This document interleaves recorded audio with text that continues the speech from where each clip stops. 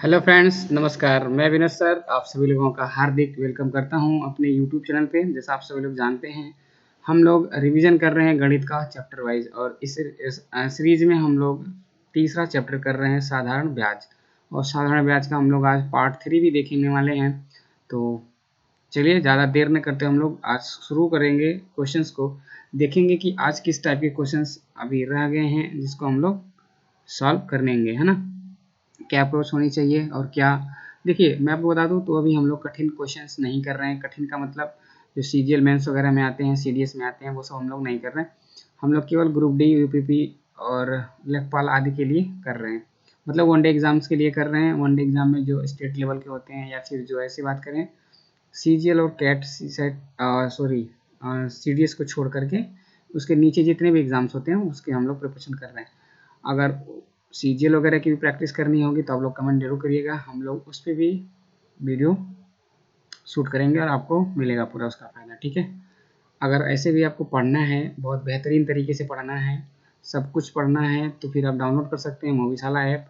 और ये कोड जो आपको दिख रहा होगा, इंस्टीट्यूट कोड है ना, ये जो दिख रहा होगा यूज इंस्टीट्यूट कोड, तो इसमें आप कोड यूज कर करके WB7750 आप इनरोल हो सकते हो, हमारे साथ डायरेक्ट कनेक्ट हो सकते हो और पढ़ सकते हो किसी भी लेवल का मैथ, ठीक है। चलिए हम लोग चलते हैं कल के क्वेश्चन से। कल का जहाँ तक क्वेश्चन रह गया था वहीं से उसके आगे चलते हैं। तो क्वेश्चन नंबर 25 जैसा आपको दिख पा रहा होगा कि क्वेश्चन नंबर 25 क्या बोल रहे हैं।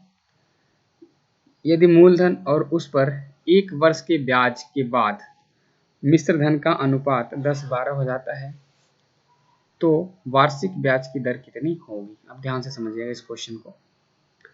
देखिए कहने का मतलब है, जो कल हम लोग पढ़े थे ना, उससे आगे जो क्वेश्चन छूट गए हैं बस वही हम लोग पढ़ने वाले हैं, बाकी और कुछ नहीं करने वाले हैं। अब बाकी ये चैप्टर जब कंप्लीट हो जाएगा तो फिर हम लोग क्या करेंगे, हम लोग पढ़ेंगे इसके आगे का, मतलब सीआई पढ़ेंगे। एसआई हो जाएगा तो सीआई पढ़ेंगे। अब ध्यान से समझिए, ये है आपका प्रिंसिपल अमाउंट और ये है आपका अमाउंट। तो प्रिंसिपल अमाउंट 10 था और अमाउंट कितना हो गया 12। तो 10 से 12 हुआ, यानी कि इसमें ब्याज जुड़ गया होगा। क्या जुड़ गया होगा, ब्याज। वो कितना जुड़ गया, 2। तो अगर हम इसको क्या माने, 100 मान लें, तो यदि 100 हो गया तो 120 हो गया, यानी कि ब्याज कितना हो गया 20। बस काम हो गया आपका। 1 वर्ष कह रहा है, टाइम भी दे दिया, यानी कि P बराबर आ गया 100, R बराबर निकालना है, T बराबर आ गया 1, SI बराबर आ गया 20। कोई दिक्कत, तो आप फॉर्मूला लगा दोगे, SI बराबर PRT/100। SI की वैल्यू 20, P की वैल्यू 100, R की वैल्यू निकालना है, T की वैल्यू 1, 0 0 कर गया, तो 100 से 100 कैंसिल आउट हो गया, तो सीधा सीधा 20 बच गया। और किसका हो गया वैल्यू, R का, यानी कि 20 का मतलब होता है सीधा सीधा 20%। Option number D. इस तरीके से इसको क्या कर सकते हो, आप हल कर सकते हो, ठीक है। लेकिन हम लोग इतना नहीं करने वाले हैं। इतना करेंगे क्या हम लोग एग्जाम में क्या करेंगे वो समझो आप। यही आधा काम तो यही कर लेंगे। 10 से 12 हुआ यानी 2 बढ़ा, 10 पे 2 बढ़ा, तो 10 पे 2 बढ़ा, कितने साल में, 1 साल में। फिर आगे और कुछ करना ही नहीं है। हमें पता है कि 100 रुपये पे मिलने वाला धन दर कहलाता है। तो इसी 10 को हम 100 बना लें अगर, तो 1 0 इधर चिपकाएंगे तो 0 इधर चिपका देंगे, बस उत्तर।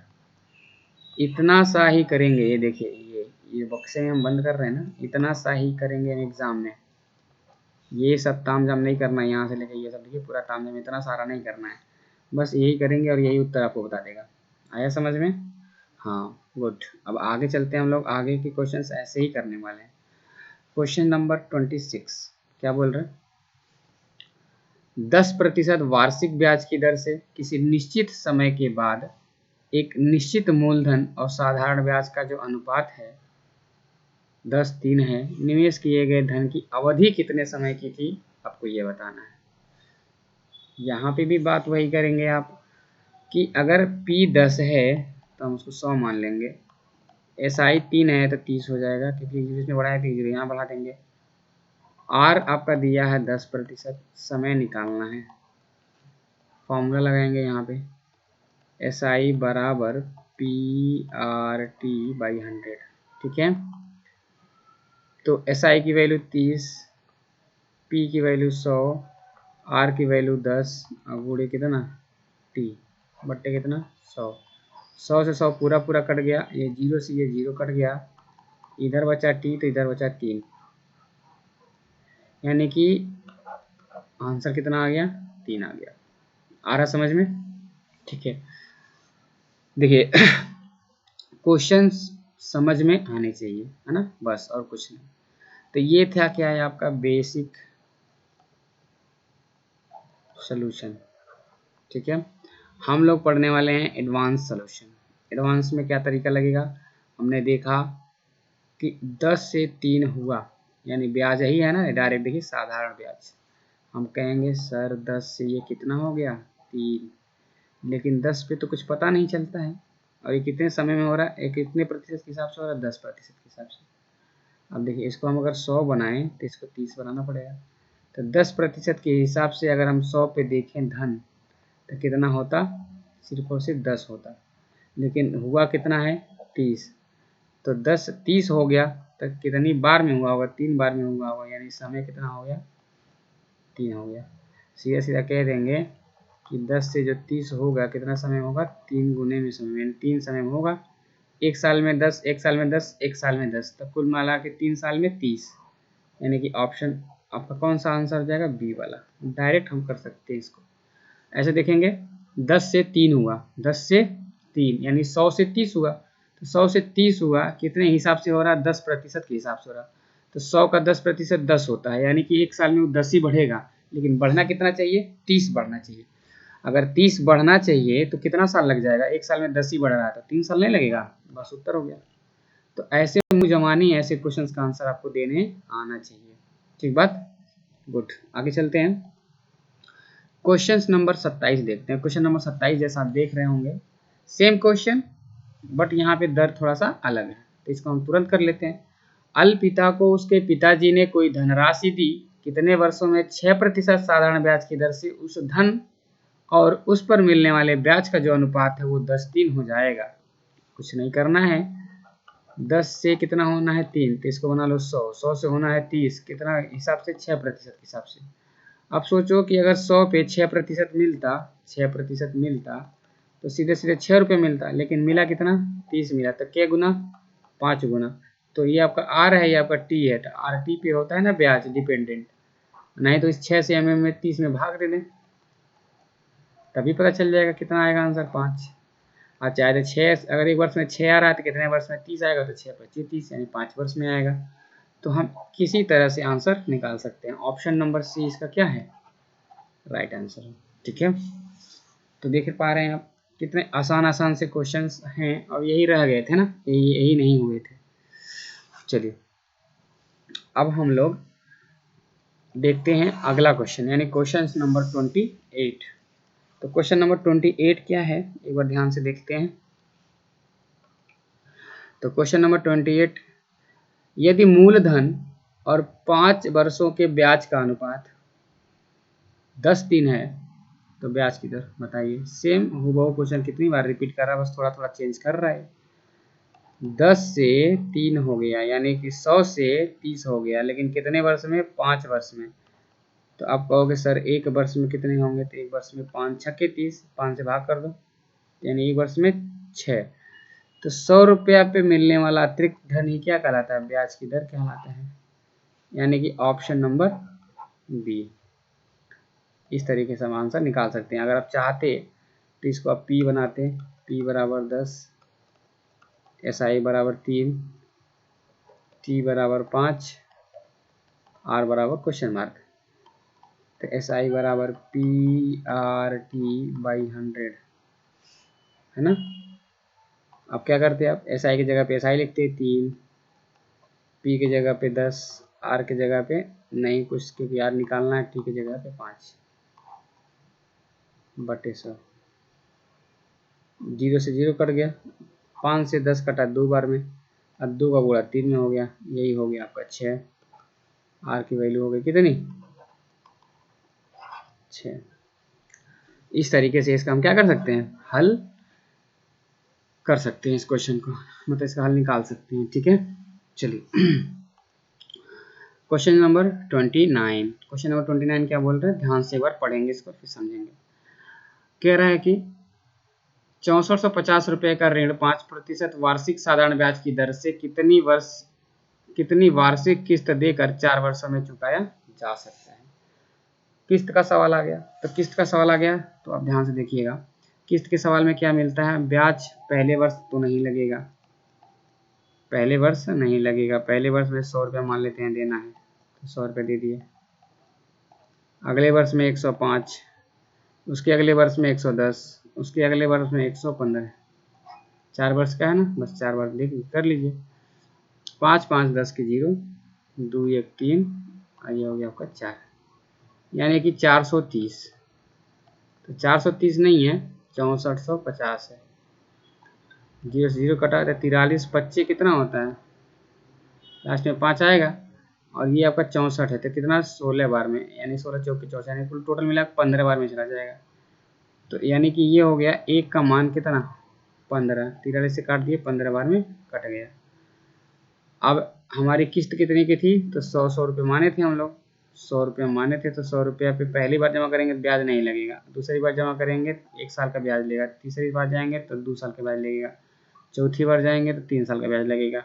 तो और साधारण ब्याज आपको मालूम ही है कि बराबर बराबर मिलता है। अगर पहले साल में 5% मिला है 105, तो अगले बार भी 5 मिलेगा, यानी 110, अगले बार में भी 5 मिलेगा 115, इस तरीके से होता है। एक बराबर आ गया कितना 15, दो जीरो चिपकाओ दोनों तरफ,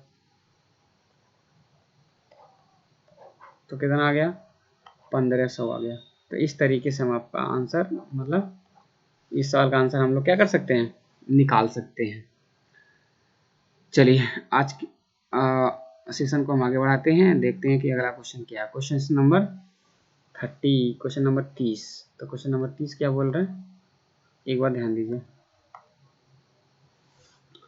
क्वेश्चन नंबर 30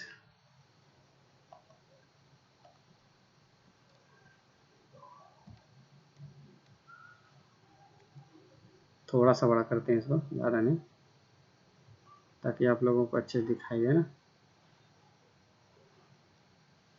राम ने 60,000 रुपये में एक बाइक खरीदी, कितने रुपए में, 60,000 में।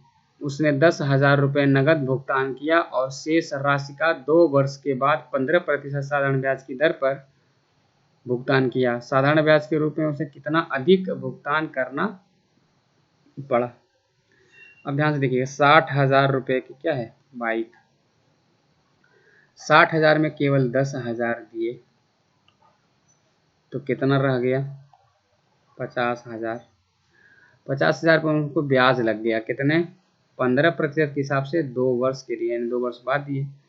तो 15% 2 वर्ष बाद बटे 100 कर लेंगे, तो ये आ जाएगा आपका ऐसा ही निकल जाएगा।